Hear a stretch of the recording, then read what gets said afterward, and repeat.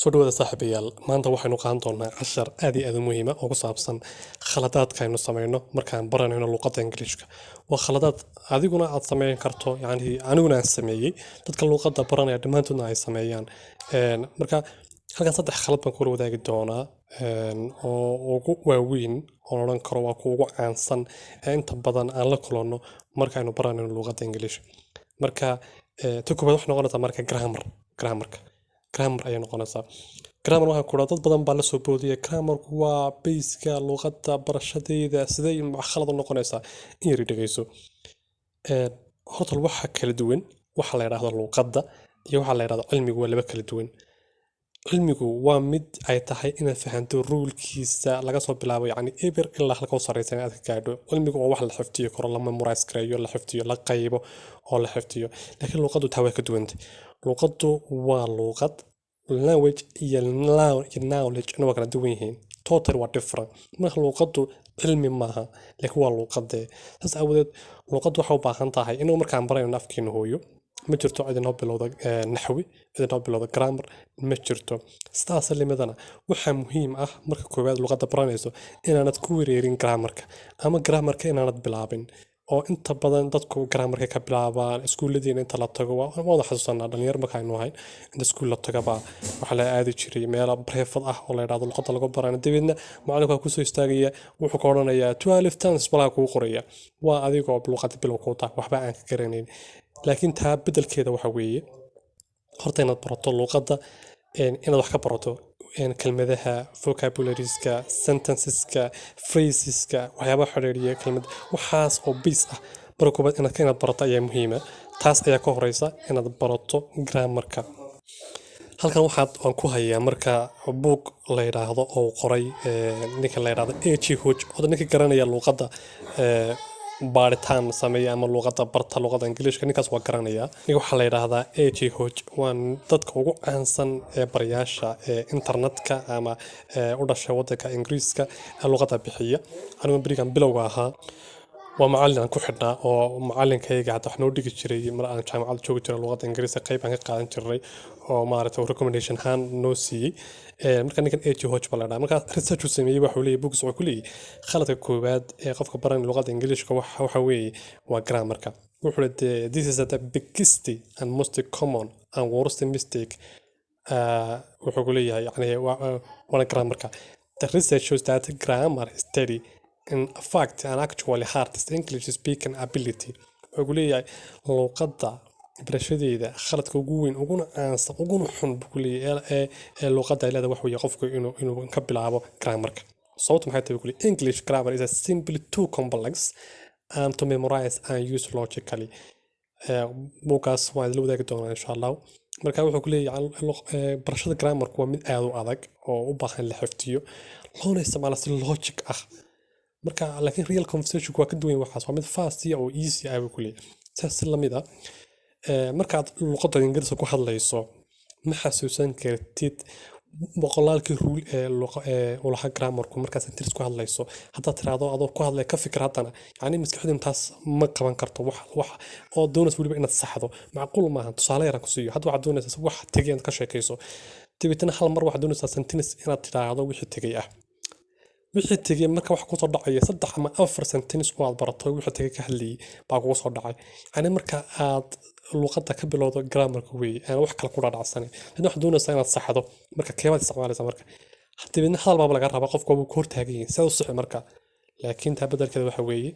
your logically left brain can't do that si logical ahaan inuu taas uma qabsamayn karno laakiin you must learn grammar unconsciously yani waanad like the child sida ilmaha yar cunugoo kala waanad luqadii ama grammarkii u qabato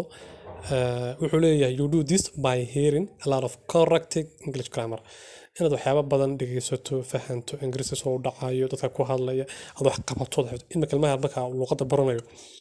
cidna wax ma sheegto waxa uu ururiyo ku hadlaa dibna hadda uu dhisaa sidaas la mid ah inaad eriya barato wax dhegeysato dadka maqasho sentence iyo keento vocabulary xifdido eriyada qaraad barato xifdin muhiimadu xifdin macallin waa inaad fahanto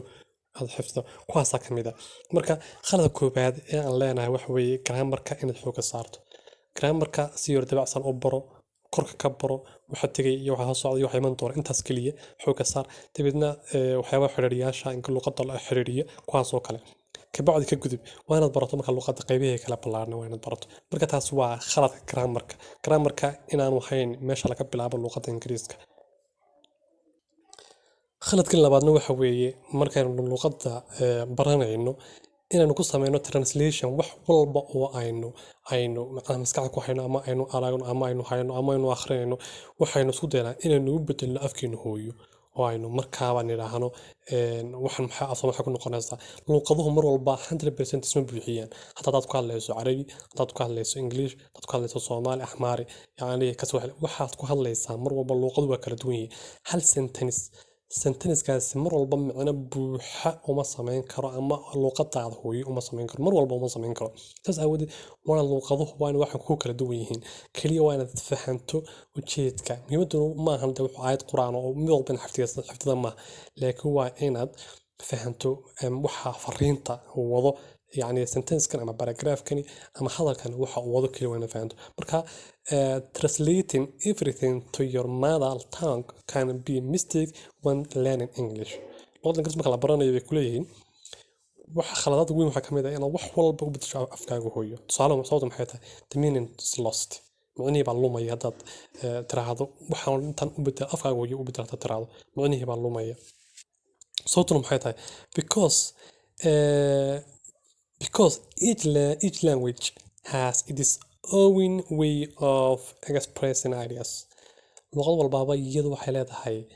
hab u gaar ah oo ay iyadu ma aragtay u dhacayso una dhisan tahay ayaa jira marka sidoo kale waa time consuming waqtiga kaaga lumaya markaad tiraahdo inta yar haddaan u dil afkaaga hooyo inta haddaan u bedel laakiin muhiimaddu waxa weeye inaad si guud u fahanto message-ka fariinta u wado hadalkaas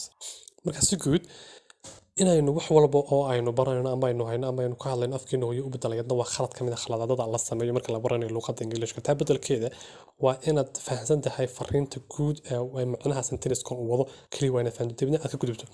haddii kelmad cusub oo luqadda ingiriiska ku cusub oo aan hore u maqal hadday ku jirtana si gaar ah marka iyada u baaritaan gaar ku samee macnaheega fahan taasoo kaliya yaa kaaga filan midda saddexaadna waxa weeye rely on English schools dhammaanteen khaladaadka aynu sameyno kan waxa ka mid ah inaynu aamino ama aynu ku kalsoonahay waxyaabaha aynu ku barano luqadda ingiriiska iskuulkeena ama private kan ku barano ayaa iyadna khaladada kale inta badan sameyna ka mid ah tusaale dhammaanteen waxaynu tagnaa meel college ah ama private ah oo luqadda ingiriiska lagu bixiyo oo qof yaro Soomaali oo aan hadda academic fiican baan ahayn jaamacadaha meel ka gaarin laga yaabo inuu yiraahdo luqadda ingiriiska aan dhigayaa meel inaad tagto dibadna hadhow halkaad ku bixiso sanadaad ku lumiso lacagaad ku lumiso waqtiaad ku lumiso dibad kaliya adaaf wada 12 terms iyo grammar passive voice active voice indirect waxaas grammar badan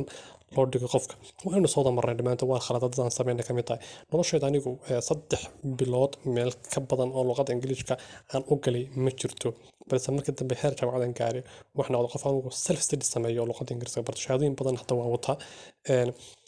kuwaas ayaa yacni marka self esteemka ama self studyga ayaa ah midda ugu muhiimsan ee ku baran karto luqadda ingiriiska kaliya ku kala soonaato waxyaabihii iskuulka lagu baranayo ereyadii iyo grammarkii iyadoo mid ka mid ah khaladada aynu sameyno macallinka ma wanaagsan ama xumaado mas-uul ma noqon karo adiga guushaada iyo guuldarrada mas-uul ma noqon karo balse cidda mas-uul u noqonaysaa waa adiga luqadda inaad u baratay iyo inaanad baranin luqaddu marka aad iskuulka tagto ama meesha private ka tagto waxa lagu soo dhig haddana dib u eegin oo aad akhrin adigu wax macnaha kugu fadhido waxa ay tahay dib ila dhicin baaritaan sameynin aad luqadda dhegeysan akhris aan sameynin qoraal aan sameynin hadhow wax noqonaysa qof guul dareysan wada noqonaysa marka qofkii macallinka hataa hadduu wanaagsanaa waxay noqonaysaa qof wixii ku guul dareysa marka taa bedelkeeda waxa ah inaad ku kalsoonaan kaliya waxa suula ku dhigato balse luqaddu ay tahay inaad baaritaan sameyso listening aad sameyso writing aad sameyso reading qoraallo kale aad sameyso waxyaabo kale aad sameyso oo akhris badan adigu sameyso taas ayaa ah midda kaliya aad doonayso luqadda barnaamij ku gaarsiin karta balse wax yareed ku soo dhigato school ama private oo ku soo dhigato dibna guriga marka timaado inta ay eegto dibna aad dib ugu noqdo schoolkii wax macna oo buuran ku soo kordhay bayso